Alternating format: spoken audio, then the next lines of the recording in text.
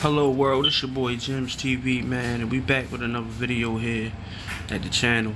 And today we talking about this Boosie, man, this Boosie and Terrance Gangsta Williams situation, man. Now, I understand both sides of the spectrum to a degree. That man won't get out of jail. So he was feeling like he had to do what he had to do to get out of jail. But we're gonna listen to some audio today, man. We're gonna get a commentary. When we get back, man, to also understand Boosie's point of view, man. You don't bend, you don't fold, you don't tell, you don't talk, you don't sit down with nobody. But let's get into it, man. Hey, check this out. I'm gonna address this gangster situation. You can't take my stripes away because you gave yours away, bro. I'm a real stand nigga. I'll be dog. No PC in me, dog. Except nigga from uptown out in Joseph with an end of the jails. Except from across the canal downtown. I'm a stand nigga, dog. I fight in the dome, I shit fight in the cell. I'm a violator, bro. You know, ain't no PC in me. I had jaws, bro. You know, I was like that, bro. You know, it's choices we make in life, and you know, you made that choice to ruin all the relationships with your people, with everybody, because so many people glorified you, bro. You know, now that shit over with, bro. You know, and all I can say is, bro, dude, nigga told you that nigga lying. I'm gonna stand nigga out the yard, bro. Real. Bro. You know, and the question is, do you feel they deserve an apology? Well, that's the question. Do you feel they deserve an apology? I feel they do, though. Events of basically me and Birdman got on the phone together. Okay. And Birdman was very respectful. That dude ain't got nothing to do with me. So just basically, whatever y'all gotta go over there, that's y'all's business. The interview came out, and there's been a lot of chatter about it. Now, you yourself heard some things and know some things about Gangster. I don't know no things. I heard. You heard some things. Yeah. What have you heard? I heard he was real respected, you know.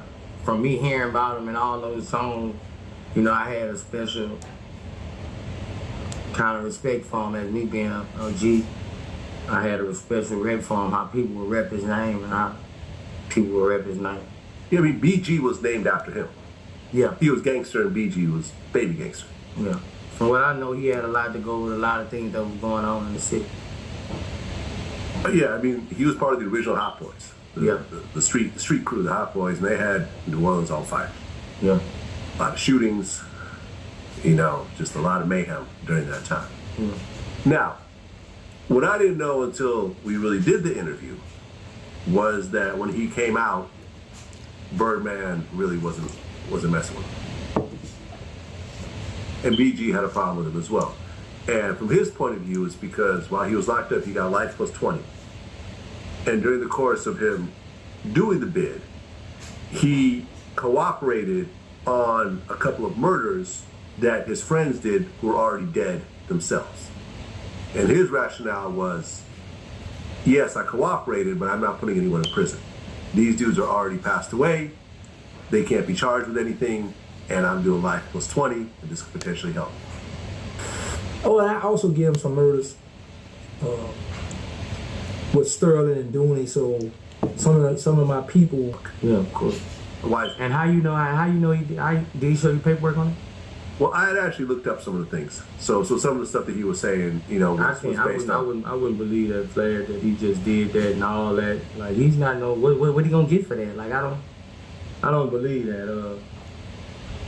I had a real respect for Gangsta and the stories I heard about him, but you know, that shit leave with me. You know, I have no type of respect for him. And, you know, what I had for him, that was because of all the stories and all that. But once you go that route, I dismiss you from my legend book and X you out. Well, let's just say the story is true. So like I said, I haven't seen the actual paperwork. And you haven't seen the paperwork. He could be telling you that just to be telling you that on fucking camera. You Right. know, he about to set up 100 motherfuckers You know, that's how that shit go, man. You stay solid, nigga. Some of us gonna make it, some of us ain't. That's just how it gonna be. You know what I'm saying? You can take that gangster shit off your name, man. Real shit, man. That shit hurt me when I heard about that shit. You know, cause you know how all the niggas in that city, them niggas in that city stand up for gangsta in Angola, man. Them niggas talk highly of this man. You know, they stand on this nigga name. You know, in situations like these, you know, you can only really just learn a lesson. You know, when you run these streets and you commit these acts and you become what they consider a street general, the decisions that you make, ultimately, it speaks upon your character. And it's just like anything else, it stays in your record. You know, Boosie's upset with this because of who he is as a man, and what his character is, and what he stands on. But at the end of the day, you know, also you can't tell another man how to do their time. You know, he didn't, you know, get in there immediately and roll over. You know, he just felt like it was an out.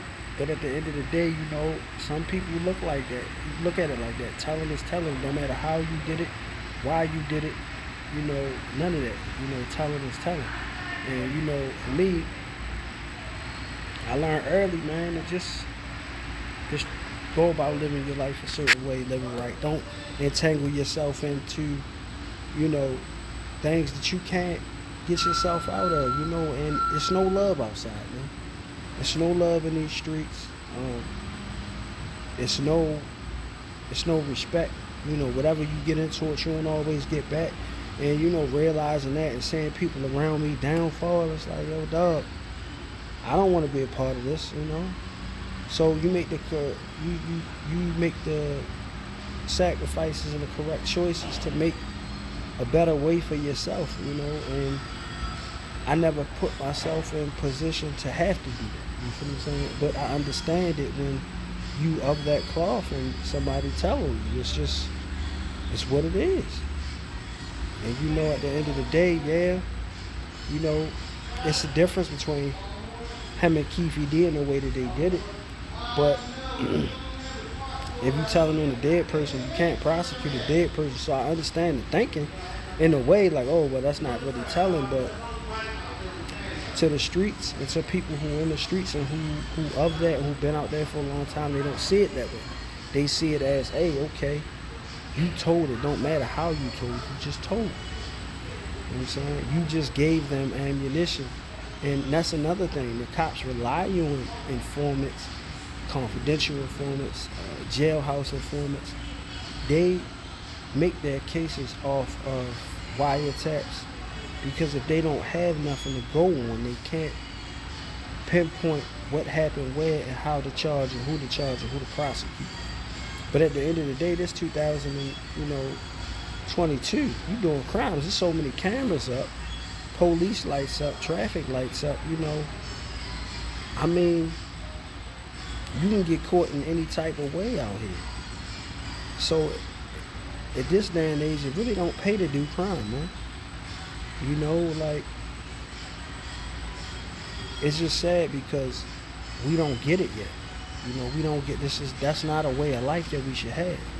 You feel what I'm saying? But if you in that life and you making certain decisions with your life, you know that everything you do comes with consequence. You know, like if somebody go to harm me, you know, and I defend myself and I just end up taking their life. There is no self-defense law in Maryland, so 9 times out of 10 I'm gonna have to eat my charge. You feel what I'm saying? But then I'm gonna have to continue fighting because I'm gonna go behind that wall facing the charges. It might not be a big charge. It may not be the same charge. It may not be premeditated because it happened in the act or whatever, but I made that decision, so I'll have to, you know, eat that. And whether it's fair or not, in my case, you know, it's just gonna be what I'm gonna have to do. And at the end of the day, it's to protect my life, my legacy, and me making it home to my kids. And at the end of the day, when you face with something like that and you commit a crime, hey, it is what it is.